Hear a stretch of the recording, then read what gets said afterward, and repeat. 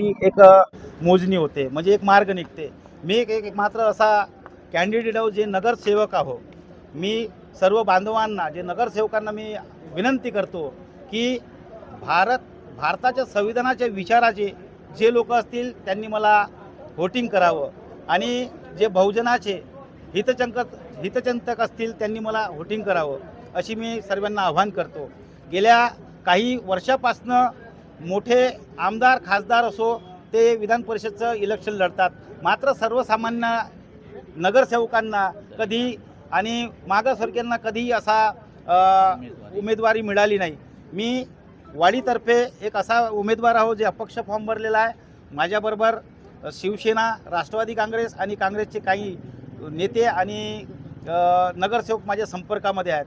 तर मी माझ्या बहुजन नगरसेवकांना विनंती करतो की संविधान वाचवण्यासाठी मला ह्या विधान भवनामध्ये विधान परिषदेमध्ये पाठवावं, जे म्हणजे जनतेचा सामान्य जनतेचा प्रश्न उचलण्यासाठी मी तुमची ताकद मला पाहिजे।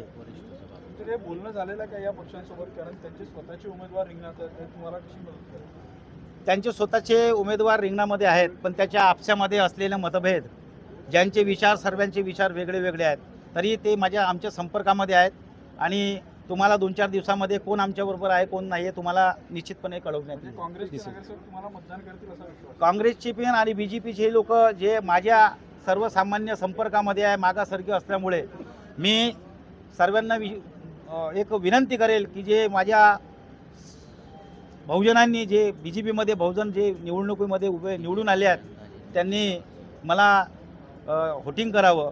त्यांचे 200 ते 240 असे नगरसेवक आहेत माझ्या संपर्कामध्ये आहेत आणि आम्ही त्यांच्या संपर्कामध्ये आहोत।